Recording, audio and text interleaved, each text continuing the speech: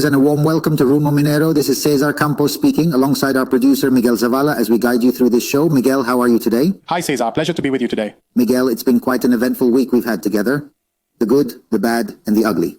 The positive announcement is that the technical board convened by the executive at its 7th session has at last endorsed 11 points to be put forward for incorporation in a certain reform document. Proposed legislation that has been forwarded to the Energy and Mines Commission of the Congress of the Republic related to the MAPE Law, that is mining, artisanal and small-scale mining. This at least reveals that there has been an effort to agree and reach a consensus on some points. Yes, Cesar. And the unfortunate and ugly news is that we have mining projects that are delayed by over $7 billion due to illegal mining activities. And in the most hideous way possible, naturally, we had already announced last week the official ratification concerning Congressman Víctor Gobitz, who on 2 occasions proposed the expansion of the REINFO, and so far apparently is not going to abandon that idea. He has taken on the leadership of the Energy and Mines Commission in Parliament, which is no small feat. Certainly we will be closely monitoring the conduct of this parliamentarian because, as was communicated to us just last week, Congressman and presidential candidate Roberto Chiabra, we must monitor him and control any of his excesses. Let's move on to the next report. Víctor Gobitz, the recently appointed head of the Energy and Mines Commission, announced plans to discuss the extension of REINFO project until December 2026. Which has been criticized for being a setback to the formalization process and because its main task should be to debate the MAPE Law, whose goal is to promote a technical and sustainable formalization with a projection of at least 30 years. In this context, the executive-led technical table for mining formalization achieved 11 agreements that will form the foundation for the new MAPE Law. One important suggestion is to establish a more straightforward process for initiating and restarting mining operations. The implementation of a new regulation aimed at improving transparency in the gold and other minerals value chain, including the designation of specific territories for small-scale mining operations, a mining fund, and more. The challenge is for Congress to have a transparent and responsible debate, able to collect those proposals and turn them into legislation that establishes the foundations for a formalized, competitive, and sustainable small-scale mining sector in the long run. A fascinating report has been provided covering the key topics discussed at Rumbo Minero, particularly focusing on a critical issue that is always forefront in our conversations. The potential new expansion of the kingdom. Our very first guest for today is the engineer Víctor Gobitz, who is the ex-president of the National Society of Mining, Oil and Energy and CEO of Quilla Resource. Thank you, Victor, for being present and joining us here today. Thank you for the invitation, Cesar and Miguel. When presenting the show with Miguel, we address the good, the bad, and the ugly of the week. Something good that seems to us in any case is that in the 7th session of the technical table, the executive power called together various stakeholders from the mining sector, and they have reached a consensus on at least 11 points. I'm not going to argue whether the 11 are good or bad, but rather the possibility of reaching a consensus and that leading to Congress. What is your point of view on this matter? Yes, we should highlight that the dialogue initiated by the government behind the PCM has brought together all the different players or knowledgeable individuals on the matter. Agree on these 11 points. And I sincerely hope and strongly urge that the Committee on Energy and Mines follows suit to establish a shared dialogue space that is universally understood by all individuals. In the end, our goal is always the formalization we strive for. People generally support economic activities as long as they are conducted within the boundaries of the law, that it adheres to the laws and respects those who are involved in that activity.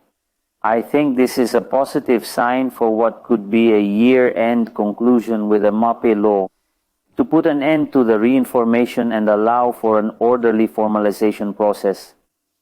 The topic of the Energy and Mining Commission of Congress, well, we know that President Víctor Gobitz has been elected, but there are already some bad signs, right?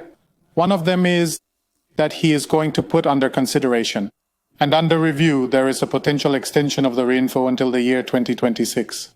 Furthermore, just as Iván Arenas mentioned in an interview published in El Comercio, this proposal from the executive regarding these 11 points for the MAPE Law. The Energy and Mines Commission of Congress also issued the same observation. It seems the outlook isn't very clear, very promising, or do you think the opposite, Victor? Of course, we must put it in context. The REINFO is merely an administrative process document. What is asked of the small miner who is in the process of formalization, they are asked for a document guaranteeing they have an environmental plan. Nobody supervises it. It's almost a sworn statement. He is asked to have a unique taxpayer registration. Let's say they are required to reach a formal agreement with the owner of the land they plan to use surface of. And they are also asked to have an agreement with the holder of the mining concession. He doesn't achieve that, it leaves him in a limbo, and yet the activity has been allowed to continue. Reinforcing in that focused way, it doesn't worry about ownership, about respecting rights that the state itself has granted. And on the other hand, it is a lax system. Rather, there is no oversight. The miner lacks any direction or supervision in his small operation. And ultimately, at the very foundation of this entire economic structure, there are thousands upon thousands of workers, those who work in an unstable or insecure way.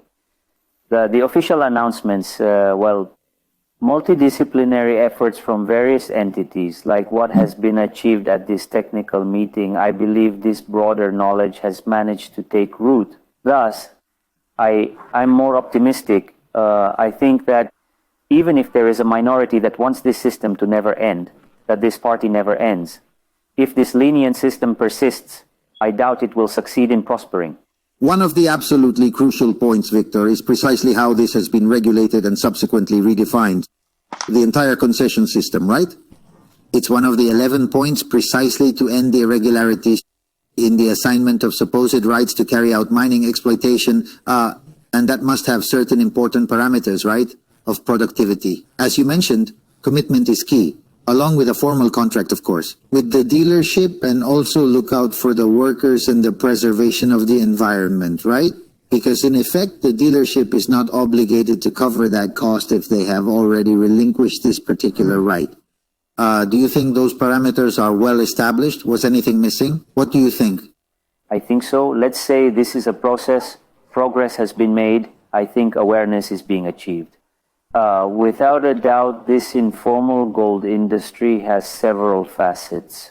One is narrow veins underground mining, which requires an agreement, an exploitation contract with the owner, ensuring that this mining activity has plans, that there is engineering behind it, that there is supervision and it is carried out properly.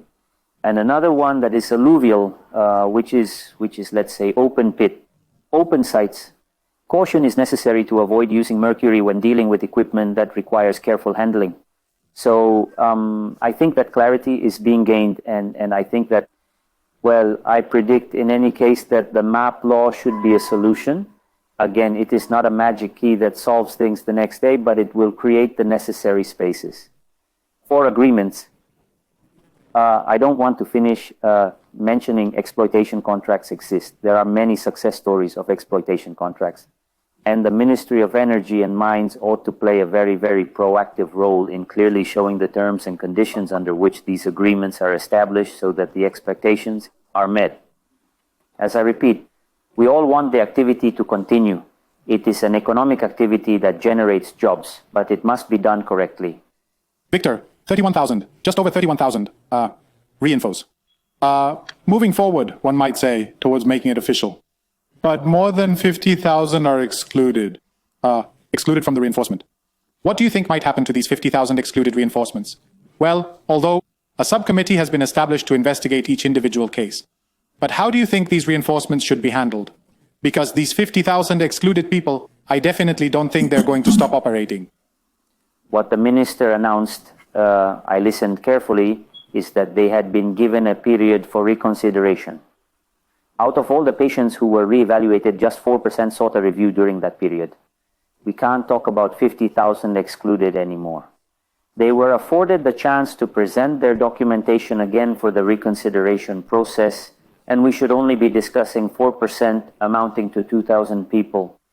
There are 2,000 more reinforcements added to the 31,000 initially. This would bring the total to 33,000.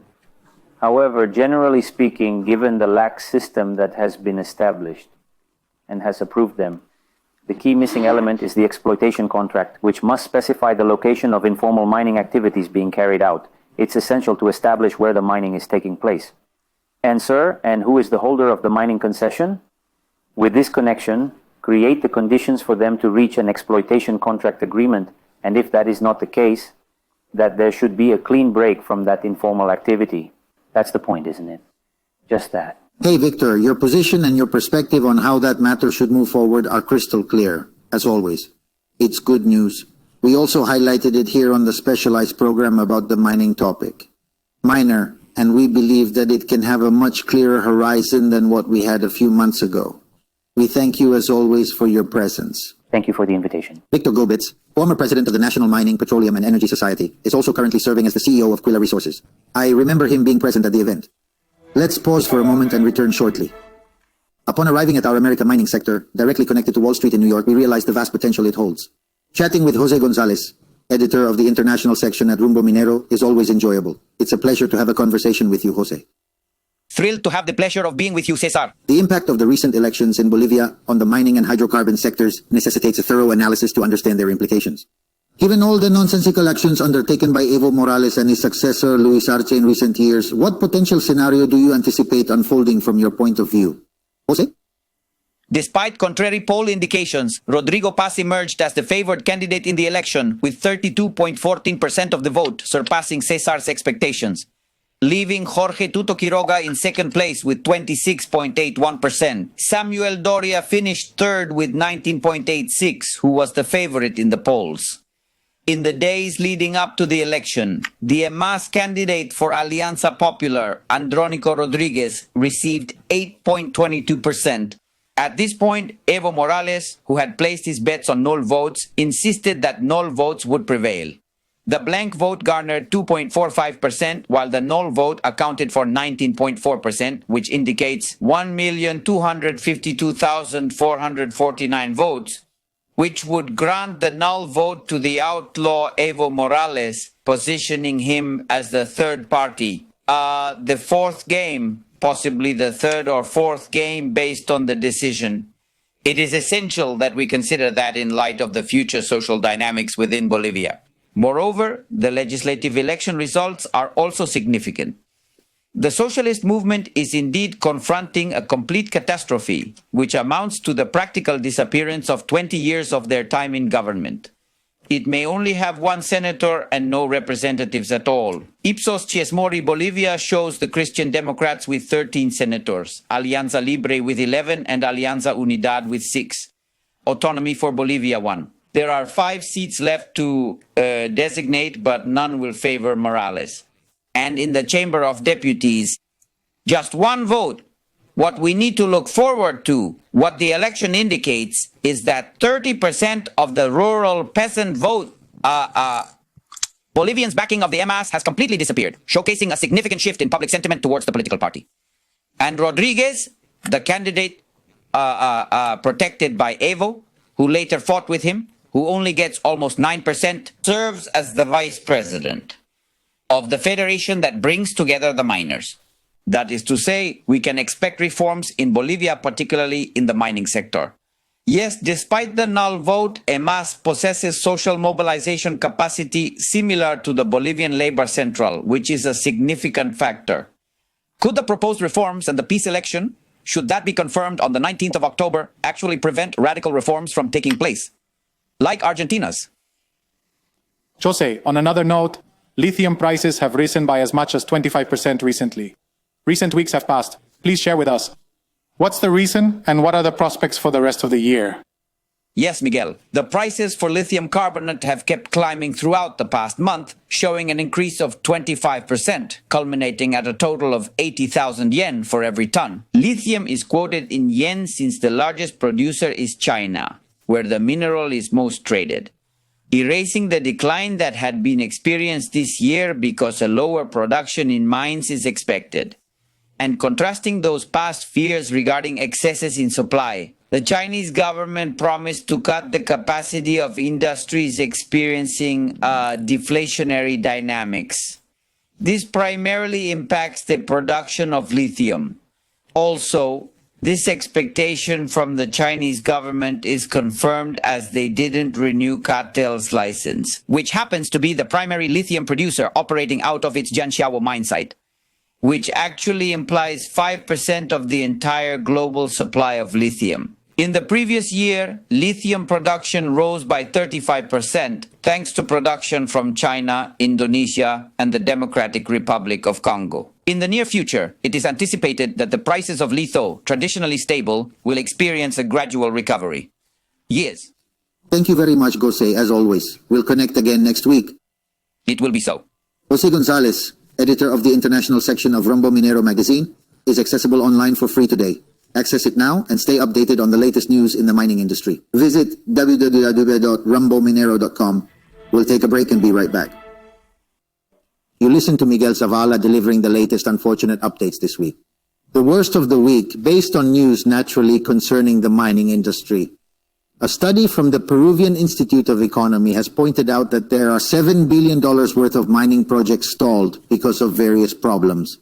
Due to illegal mining, which includes major projects such as Michiquillay in Cajamarca and Los Chancas and Hakira in Apurimac. Additionally, as highlighted by the newspaper Xistion this week, the percentage of mining companies that view insecurity and crime as a decisive obstacle to investing in the country rose from 6% in 2018 to 29% in 2024. By the year 2024. It is crucial to closely analyze this, therefore we have extended an invitation. Víctor Fuentes, who works as the public policy manager at the Peruvian Institute of Economics, is the developer of the significant study titled Promised Production on a Long Journey of a Mining Project in Peru. Victor, welcome as always to Rumbo Minero. Thank you, Cesar and Miguel, for taking the time to talk with me. It's truly a pleasure to converse with both of you. When discussing this important research, we would like you to concentrate on the key aspects I have specified. The study brings attention to specific points that need to be underscored, but I believe it represents a much broader picture. Yes, correct. Let's say the global outlook suggests that mining projects are taking longer and longer to launch. Let's say that 20 years ago, a project could move from exploration to production in about 6 years. The process might now take 4 times longer, lasting 28 years, don't you think? This global transition from exploration to production could also be lengthy. While being a worldwide phenomenon, significantly linked to the growing emphasis on environmental regulations, isn't it true that the ESG movement is impacting various sectors and industries? In the mining sector as well? In the case of Peru, the situation is turning out to be even more alarming than initially anticipated. We have calculated that in Peru, it takes an average of 40 years to launch a project from the moment it is discovered, starting from the initial serious exploration work until it goes into production. In that study, you address the fact that one point covered is, on average, it typically takes 40 years in Peru for the completion of a mining project, right? But you also make comparisons with our neighboring country, Chile. Tell us a little. What is that comparison, right? Between Chile and Peru, and also regarding the 23 in the world, 29 copper mining projects paralyzed, of which 9 are found in our country. Right. The first thing we should mention is we are currently experiencing a quite positive global economic situation. Particularly the prices of minerals such as copper and gold are rising internationally. They are currently experiencing a new supercycle, which has not been seen since the beginning of the previous decade. In the previous supercycle, a range of investments were initiated, leading to an expansion of the mining production frontier in Peru. This expansion was made possible by the triggered investments. Let's say, mainly with these projects that we have seen like Las Bambas, Antapaca, we're talking about the expansion of Cerro Verde. Good prices mean more investment. This is not something we've observed happening again with these new high international prices, right? So, for example, in Peru, mining investment will reach about 2% of the GDP between 2024 and 2025. When the prices are this low, it should ideally be double that amount, representing approximately 4% of the GDP. Chile is the only country taking this seriously. Chile's mining investment represents approximately 4% of its GDP, while Peru's is about half of that. What does this mean financially? This text contains 39 characters. Let's say between the 24th and the 25th on average, Peru will, it will accumulate close to $5 billion in mining investment. When analyzing both the present prices and past patterns, the significance of mining investment cannot be overlooked. It is projected by experts that mining investments may potentially soar to an impressive amount of $10 billion. There is a significant gap existing, a gap that Chile is exploiting to its advantage. In contrast, we in Peru are failing to capitalize on these favorable external conditions, and it is Chile that is reaping the benefits. Now, based on the mentioned statistic in the study, this fear has emerged as a significant issue that needs to be addressed promptly. Within the subsector dedicated to mining investors, we see criminality and all sorts of illegal practices, specifically illegal mining. Certainly, efforts are being made to enhance the regulation of artisanal and small-scale mining through the implementation of the MAPE Law, aiming for better governance in the sector. Well, that might be able to correct a few things. What other things do you think could help, derived from the study? In any case, we are not only going to talk about reducing the timeline, but also about building more trust among investors. An important part has to do with predictability, right? Let's say a significant portion of the time required to advance a project is typically spent dealing with paperwork and following procedures. It has to do with these deadlines that, let's say, go beyond the maximum legal deadline established. That is, it takes longer, right? That is the state's part, but as you rightly say, there are also environmental standards that must be met and community relations, which is sometimes exacerbated by political interests and electoral processes. We already know that. Correct, isn't it? Correct, isn't. Regrettably, over the past 10 years, Peru has witnessed the significant rise of an anti-mining ideology that has gained substantial importance in the country. And that has caused a lot of harm to the country. Let's just say that we have permitted these myths that have grown up around mining, for instance, the ones that began with the Conga Nova project back in 2011, and they have been amplified throughout the last several years. And in the particular case of Tia Maria, it has several years of delay, hasn't it? More than a decade. It could have begun, for example, during the decade prior to this initial surge in mineral prices. Therefore, besides shortening the concession term, which for us entails reducing its duration due to the lengthy project launch process in mining sector, we also have to consider the additional years required. In reality, what this means is giving momentum to opening the way for illegal mining, doesn't it? Because let's consider, we will end up discouraging serious foreign mining investment. Major mining corporations will opt for Chile over Peru due to the insufficient duration of the concessions offered in the latter. The brevity of these concessions dissuades big players from venturing into the mining industry in Peru. Just because there is no formal legal mining in Peru, it does not mean that mining activities do not occur. Cases have been observed in regions like Cajamarca, Piura, La Libertad, and Arequipa. Where legal mining is not currently developing, illegal mining is taking place, which certainly discourages investment. Victor, as always, it's a pleasure to have you on the program, and thank you for the clarity with which you have presented all the findings of this recent study and research from the Peruvian Institute of Economics. Thanks, Cesar. Victor Fuentes, Manager of Public Policy at the Peruvian Institute of Economics, IPE, was here with us. You have been very kind. Let's move to the segment by Iván Arenas, Mining and Society. Dear all, the government, together with certain representatives, organizations and associations of artisanal, small, medium, and large miners, have submitted a document. The government, specifically the acting Prime Minister Arana, together with the Minister of Energy and Mines, Jorge Montero, they have just distributed a document containing guidelines for reference. Inputs for what will be discussed later tomorrow, which is the law on artisanal and small-scale mining by the Congress of the Republic. There are 12 clear instructions outlined in the document, serving as specific guidelines for guidance. There are 12 key areas to consider when developing a traceability system.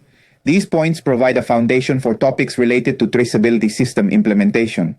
The incentives and disincentives for concessions. It is a document that will be useful in the coming months, as we mentioned, for the discussion of the law on artisanal and small-scale mining. The topic under discussion in the Congress of the Republic is related to energy and mining and is currently being overseen by Mr. to head the Energy and Mines Commission, Víctor Gobitz. What do we anticipate? We expect these points that this document is being presented by the state on behalf of the government. In particular, be utilized and taken into account within the bill that will be presented to the plenary by the Commission. What we don't want is for this topic to be ideologized or politicized or to become an electoral platform like Mr. Paul Gutierrez did in the previous legislature. Some of his congressional allies and politicians attempted to carry out the same action.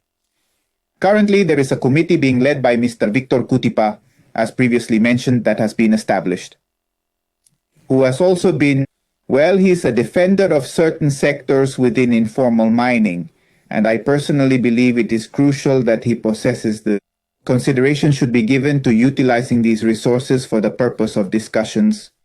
What we all desire is for a law to exist, while recognizing that the situation is becoming quite, let's say, favorable to Peruvian metals, especially gold. In order to address this legislation, we need to consider that information and ensure we have a resolution by the end of December, before the year concludes. We have to get this law working now. For example, please ensure that the REINFO provided is secure. And we are going to keep on conversing about this topic and a lot of other things next week. Thank you so much for being here. Wilmer Salinas, Metal Plast Importadora's General Manager, here on Rumbo Minero. Cesar. Miguel, we've reached the end of the program, and we must highlight from the interviews we've conducted, of course, Víctor Gobitz, former president of the National Society of Mining, Petroleum, and Energy, who looks favorably upon these 11 consensus points that were already established in the 7th technical meeting called by the government with mining actors in order to implement a good MAPE law. I just think we failed to clarify something because you were asking about the comparison with Chile. We also have to look at Argentina. Let's not forget President Javier Milei. In the mentioned country, there is a growing interest in exploring its fascinating potential in the mining sector. All right, Cesar. And is it true what Víctor Fuentes mentioned, right? In Peru, it takes almost 40 years for a mining project to succeed, from exploration to production.